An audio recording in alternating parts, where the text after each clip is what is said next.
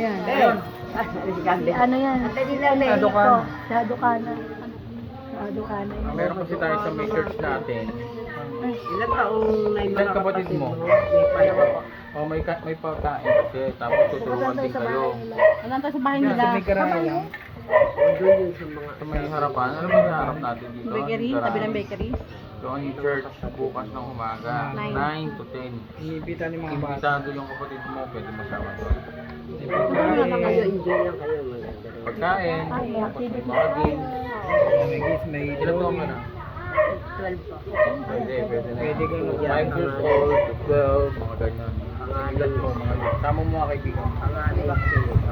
Ngayon mo nakatingnan. Pero pupuntahin namin yung mama mo. Mamaya. Napaalam kami. Tutusan siguro kalawan ng dapat.